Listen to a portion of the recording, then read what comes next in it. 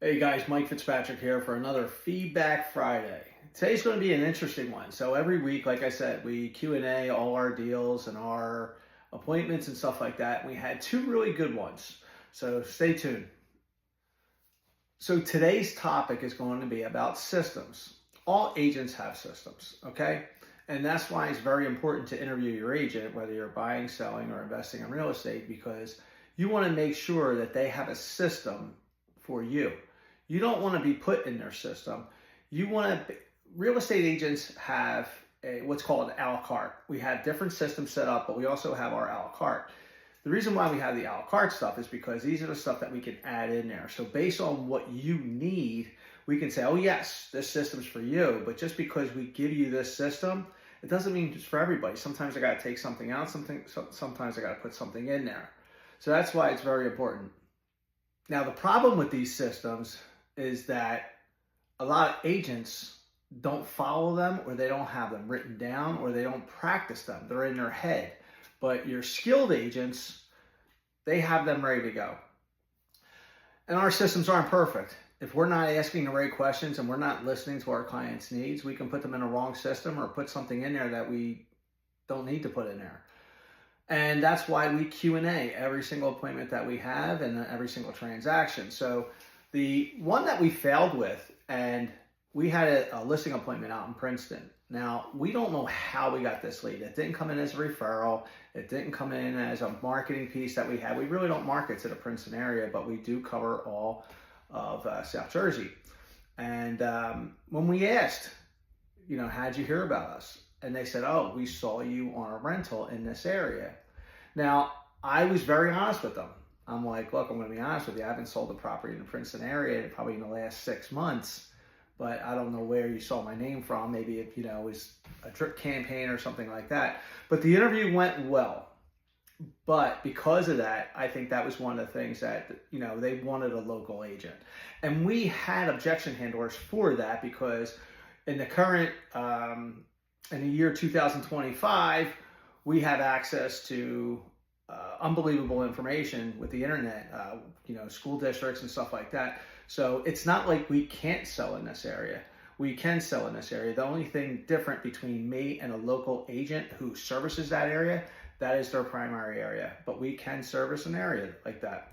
But believe it or not, don't always go by where the real estate office is located.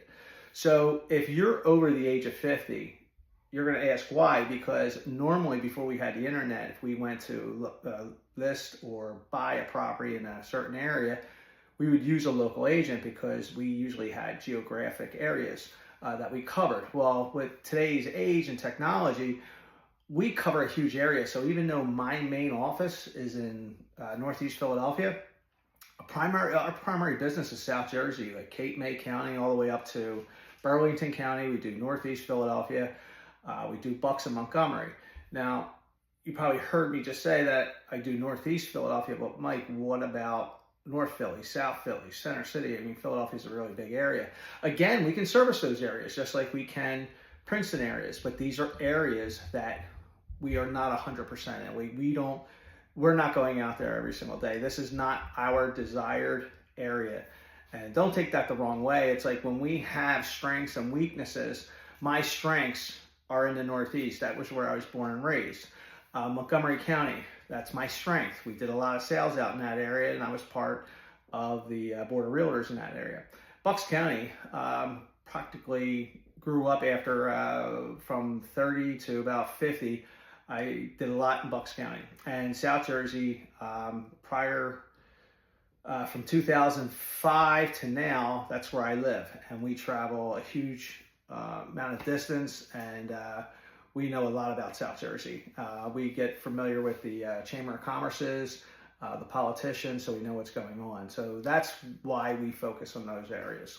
So to get back to the Princeton deal, it was in the back of my head the whole time that these guys have already judged me, even though I went through a whole 30-minute presentation, told them how much they were going to make for their property, told them how easy it was going to be. But the reason I told them that is because I was asking open-ended questions. As a listing agent or as a buyer's agent, you need to only speak 25% of the time, but you need to ask the important questions, open-ended, no yes or no. Let them talk to you, because the more information they give you, the more you're able to help them. And that's what I was doing. It was an estate sale. The loved one passed a while ago, and now they're getting ready to, get the house ready. And from what I gathered, even though they were local, they really didn't want to do anything, but they were also asking me information. I was like, well, Mike, how much money am I leaving on the table? The reason why they were asking me is because I was giving them questions. Mike, we only want to sell as is. We only want to, we just only want to sign the agreement of sale and sign at the table. Okay, great. But just to let you know, you are going to leave a lot of money on the table. And they were asking me why.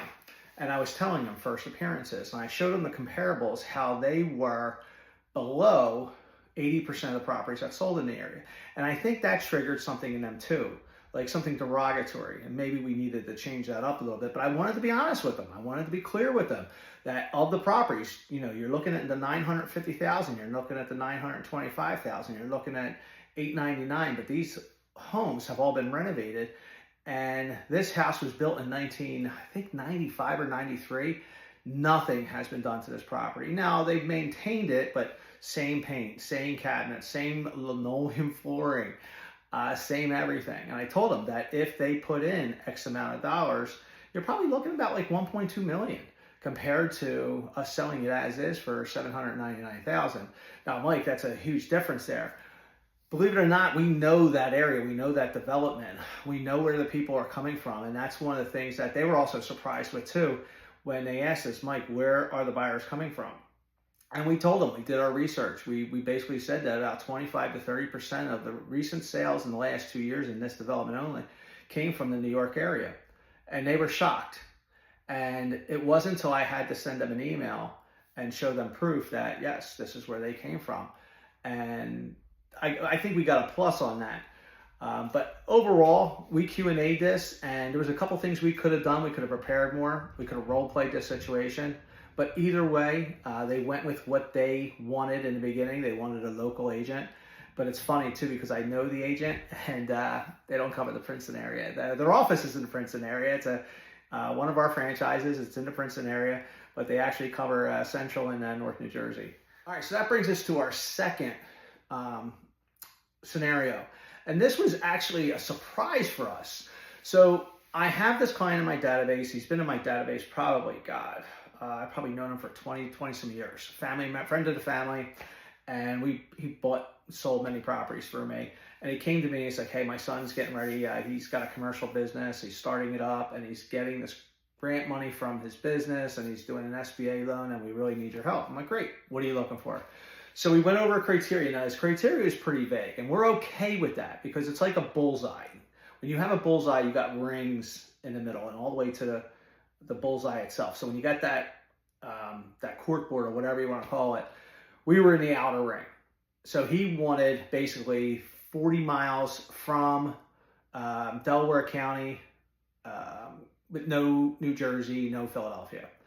And he wanted a residential rental attached, and all this other criteria. So eventually, over the next probably 2 or 3 weeks of showing him properties and getting a better feeling when I was asking the right questions, we were able to narrow it down a little bit. He's got a couple trucks that are 36 foot, and that's all he needs it for.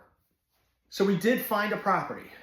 Now, long story short, this one fell through. They basically got an offer they couldn't refuse. We did not see the value in it, but it was a learning experience. And then we strengthened our criteria a little bit. So now those rungs, we're getting a little bit smaller now. Now we're getting really close to that little cork, that bullseye in there. And we did find that property. But again, we thought it was extremely overpriced. They wanted $600,000 for it. And at the end of the day, my buyers were like, Mike, what could this property go for? I'm like, at the end of the day, it could go for $575. But they only wanted to bid $500. And I represent the buyers. So $500 it is. We packaged it all up. We contacted the SBA. SBA gave us the pre-approval. We got the contact information for the loan officer. So we reached out to the loan officer, and the loan officer called the listing agent to basically say, hey, my guys are ready to go. We're going to do an SBA loan. They're solid, and stuff like that. Sell them how they normally do. And we put the criteria in there. We made the offer strong, even though it was $100,000 less off the offer. I mean, a lot of people would be upset. A lot of people would get offended. I know sellers would definitely get offended. However, we strengthened that offer a little bit more. We made it as is. The reason why we made it as is, even though the son is a first-time home buyer, the dad is not. The dad is a contractor. He builds houses, he rehabs houses, and we went through the property. The commercial part of it, the residential part, we met the tenant, we got a good feeling about everything. We knew it wasn't, mint condition. We knew we were going to have to do repairs and all that stuff, but they were cool with everything. And he basically said, as long as the appraisal comes back clean, we're good. So they went $500,000. That's how I was able to justify it. With that being said, we put the offer in. Of course, their counter was $599. I didn't even present that back to the buyers because we had this previous conversation that if the counter is ridiculous, I am not reporting back to you. I just don't want to get you pissed off. I don't want to take you from a positive mindset to a negative mindset. So agents, on a side note, don't feel that you don't have to reach out to your clients, but you have to have a conversation somewhere. It's like, hey, if I get a ridiculous counter or a ridiculous offer, am I coming back to you? And they'll set the guidelines. Mike, anything under this or anything over this, don't even bother calling me. You have my permission to deny it, counter it, whatever. So I had a phone call with the agent. We explained the offer a little bit more, got a little bit more into detail. So they said, hey, give me 24 hours. I'll get back to you. And they came back to us at $575. Now this was on a Thursday or a Friday. When I contacted the buyers were adamantly like, no, we want our 500. We're not doing 575. That's fine. But I told them I wasn't going to give them a direct answer right then and there. The reason why we don't do this is because it's like blood in the water. A shark will sense that. And if I were to go back to the listing agent and say, no, we're going to stay at the 500, you're going to turn that agent off a little bit. I let them sit. If they wanted to call me, well, then I know there's blood in the water on that end. So he did. He wound up calling me Sunday. And I'm like, you know what? We've been talking about this for the last 3 days. Can I give you a call Monday morning and give you our answer? And he said yes. And now I let it sit for that over that night. And I already knew where he was going to be. I'm like, look, going over the numbers, going over the low rents that are guaranteed because they locked, when they were selling this property, they locked in the current leasers or leases into their leases for going into 2026 at a very low rent. We were okay with that, but we're not willing to pay over what we want. And I explained that to them. So within 2 hours, they came back $80,000 under their listing price. So we're only $20,000 off of our mark. So me being an agent, their agent, knowing that they only want $500,000, a normal agent would have said, hey, no, I'm going to reject this off the bat. I'm like, well, let me get my information first. I just don't want to do that yes or no answer. So I reached out to the mortgage company, had them run the numbers of 520. And I explained to my clients, even though we're getting ready to reject this is something you want, but before you say no, I want you to look all the numbers first. And they did. And they said, nope, we want our 500. We think they're going to go down. That's perfect. We'll wait. Within another 12 hours, believe it or not, they came back and they accepted our deal of $500,000. Does this mean it will happen on all deals? No, you have to know your parties. Agents that have gotten in the market probably after COVID or your younger generation, not everybody, but the good portion of you. I know for a fact that anybody in my age group that are in sales, we text when we have to, but if we don't have to, it's phone call or face-to-face conversation because we get to see everyone's posture. We get to hear that tonality. You don't get that in an email. You don't get that in a text. And that's why we do a lot of voice text and video text because you want to hear that tonality. You want to hear if they're desperate. You want to hear if they're willing to negotiate or if they're just going to be stubborn and be set in their ways. And by sticking to our systems on negotiating, we were able to get a property $100,000 off asking price. So why is this important? This is important because your average skilled agent is not accepting that deal. Like, no offense to the other listing agent, but if I was that listing agent on the other side, I'm not selling for $100,000 at first. Like I'm contacting my client, but I'm also saying, hey, we might be better off reducing it 25, 30, 40, or maybe 50,000 rather than accepting the 100,000. Now I can't speak for these two people, the listing agent and the seller, because their needs and wants, I have no idea why they're putting it on the market, what's their situation. But I know one of the strong points was that we took it as is, and that we took the leases as is. So I guess that was a very important, piece for them. So in closing, when you're talking to your agent or you're interviewing an agent, just don't focus on the things that are important to you, okay? Because they may not really be important. I want a local agent. Ask yourself, why do you want a local agent? I want a local agent who knows the area. Okay, so then what's your formula? Well, I'm going to go contact a local real estate broker in the area. No, not in today's world. Your average agent who works in one area, who has an office in one area, they cover a different area. Like in my office in Philadelphia, we have people that live down in Cape May but use our Philadelphia office. We have people that live in Jersey and just do Jersey but have that Philadelphia office because of what that Philadelphia office offers. Okay? Interview your agent. Doesn't matter where they're from. It matters what they know. Now, the bad agents are going to lie to you, so you're going to pick them out like weeds. So you're just going to eliminate them.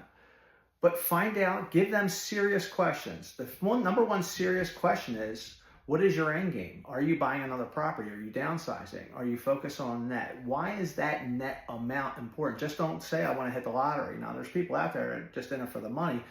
But some people do have a figure. Mike, my financial retirement, my financial goal is to be out of this house with a net of $95,000. Now, of course, I want to make more, but I'm not signing any papers. My question is, why is that $95,000 important to you? Do we need to add a financial planner into this? What are you doing with it? And stuff like that. And don't judge your agent by their appearance. When I first got into the business, I was all about the suits, but it made me feel so uncomfortable.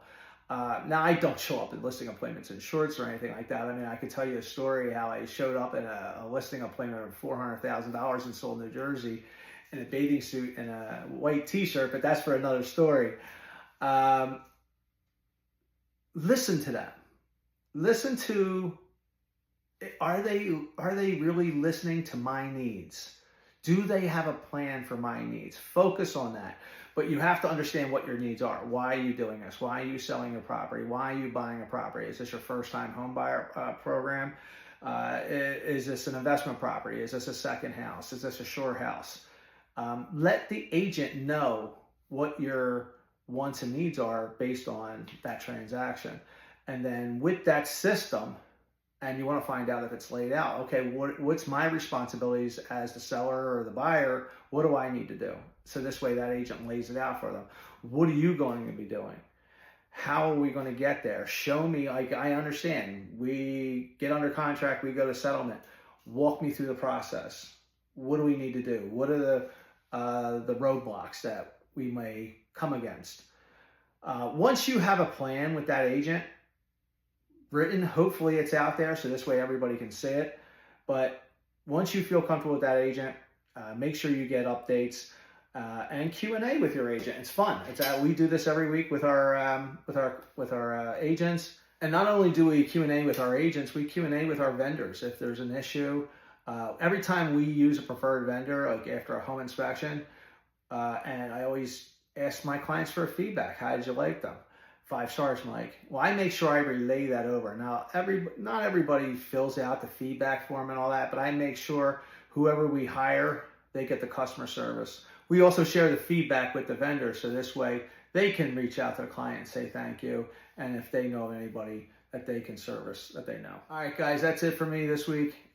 Mike Fitzpatrick, 267-549-2505. Again, we cover the areas from Cape May County all the way up to Burlington County, all Northeast Philadelphia, Montgomery, and Bucks County. So if you know of anybody, and it doesn't have to be now.